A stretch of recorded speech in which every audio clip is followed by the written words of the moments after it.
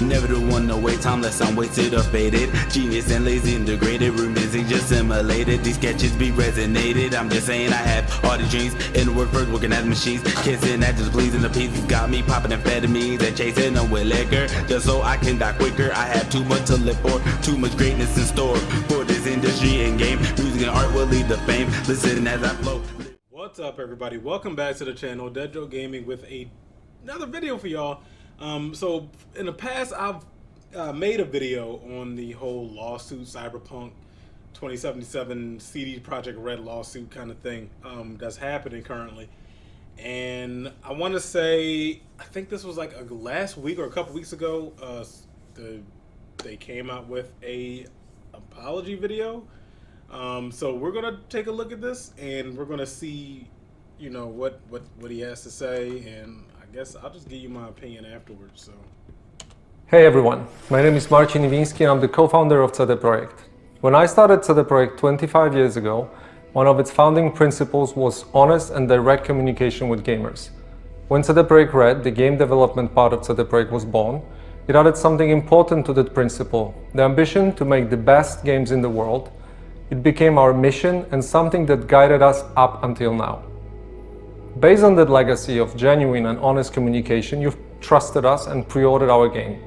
And despite good reviews on PC, the console version of Cyberpunk 2077 did not meet the quality standard we wanted it to meet. I and the entire leadership team are deeply sorry for this, and this video is me publicly owning up to that. Please don't fault any of our teams for what happened. They all are incredibly talented and hardworking. Myself and the board are the final decision makers, and it was our call to release the game.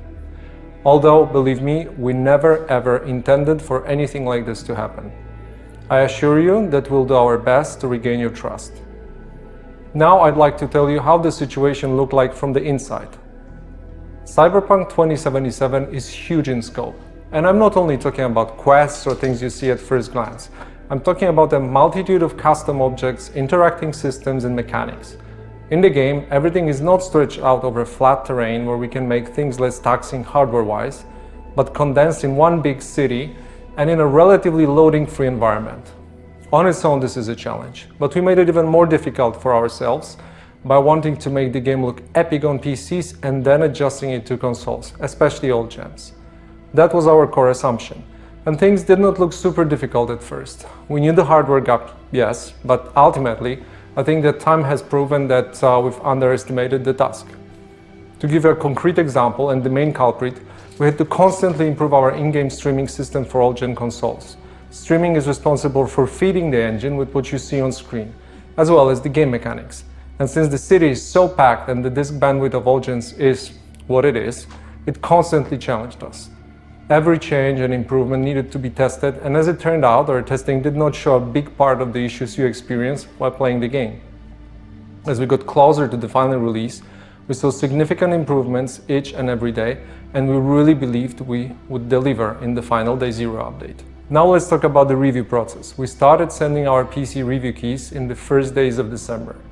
On launch day, December 10th, we hit the ground running with a really good start on PC. While not perfect, it's a version of Cyberpunk we are very proud of. At the same time, we're fighting for quality on all gen consoles till the very last moment. And every extra day of us working on the Day Zero update brought visible improvement. This is why we started sending console review keys on the 8th of December, which was later than we originally planned. This all happened while working from home with all the challenges resulting from the COVID-related restrictions. A lot of the dynamics we normally take for granted got lost over video calls or email, and we took that hit too. Now I'd like to tell you about our plans for the future and present a path for Cyberpunk 2077 on consoles and PC. We have already released 3 hotfixes improving the game, but that's just the beginning. Our ultimate goal is to fix the bugs and crashes gamers are experiencing across platforms. Please expect bigger and smaller patches on a regular basis. The first update will be dropping within 10 days, and it will be followed by another, more significant one in the following weeks. We will, of course, continue to work on the game in future updates and improvements beyond that. Our big plans for supporting Cyberpunk in the long term did not change. As for the free DLCs, our initial plan was to deliver them just after the release, much like we did with The Witcher 3. We decided to focus on the most important fixes and updates first, and we'll be releasing the DLCs afterwards. Expect more information in the upcoming months. For those of you playing on next-gen consoles in back compatibility, you can still expect the free next-gen update for Xbox Series consoles and PlayStation 5 arriving in 2021. We are aiming at the second half of the year. I'd like to end this video by assuring you that we treat this entire situation very seriously and are working hard to make it right. The guiding principles of our company are still core to what we do. We still want to make amazing games and have an open communication with you, our players.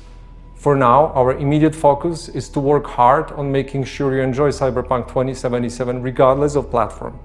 Beyond Cyberpunk, we have many plans for the future, which we'll share more about when we're ready. Thank you for taking the time to watch this video. Wow. Alright, so I'm basically gonna tell you guys what I've been telling everybody else, and we just went over it on the podcast, podcast description, podcast information in the description down below. But I'm not defending CD Projekt Red. I'm not saying that they're completely innocent, because they're not. I do think that, and a lot of the complaints about the game are from last gen. They're from Xbox One X and Xbox One. They're from PS4. I do think that what they should have done was just completely scrap the last gen versions. I know they would have probably taken a hit on sales. They would have taken a hit on just consumer reviews and just people not agreeing with that. But ultimately, I think it would have been better than this. I don't think they deserve 2 class action lawsuits. So they got a first class action lawsuit, I think last month or so. Now they got hit with a second lawsuit for misrepresentation, misleading, right? Misleading the product. I just don't think they deserve that, man. I really don't. There are a lot of developers out here. Bethesda, Ubisoft, EA, all these games are buggy as hell to the point where sometimes they were unplayable. Skyrim, for example, had a lot of bugs. But you didn't see those devs taking this kind of heat. You didn't. To my knowledge, I mean, sure, educate me down below, but I'm sure to my knowledge, those devs didn't take this kind of heat. So it's very interesting, and I'm curious to know why CD Projekt Red is taking this kind of heat. They, like he said, they're releasing the hot fixes, they're releasing the patches. No Man's Sky, that's another prime example. No Man's Sky was a big example of misleading and false advertisement. I think they did face legal action, though. I'm not sure. I'm going to have to do some fact checks on that to make sure, so don't quote me on that. But regardless, I don't think that they deserve this kind of heat, man. I don't. Should they be held accountable for their actions? Absolutely. But this, and then like they were getting, and here's the interesting thing. Here's the interesting part. When CD Projekt Red first announced that the game got delayed until December 10th, reports started coming out of them getting death threats. Death threats over a video game. Listen, I'm as much as a gamer. Ask my girlfriend. I'm as much as a gamer. Sorry, my dogs are being stupid. I'm as much as a gamer as anybody else. I'm a hardcore gamer, all right? But come on, death threats, people. It's never that serious. So when you're sending these people death threats and you're complaining, well, we want the game now, we want it now, and they're trying to tell you, look, it's not ready, we can't put it out, and you guys demand, or not you guys, but a lot of people demanded the game to be released, and they release an unfinished product. How can anyone complain? You put these guys' backs against the wall. It was no need for the death threats or anything. So, with that said, I'm going to be keeping an eye on this situation as it develops. It is sad to hear because they did put in a lot of effort into this game. They went in a crunch time. They were putting in the hours just to get it out to the public. So, like I said, I'm going to keep an eye on it, and we'll see what happens from here on out. So, with that said, I hope you guys enjoyed the video. Hit the sub button if you enjoyed it. Hit the like button. Hit the bell icon so you get notified when I upload new videos. Share it with your homies. I hope to see you in the next one. Peace.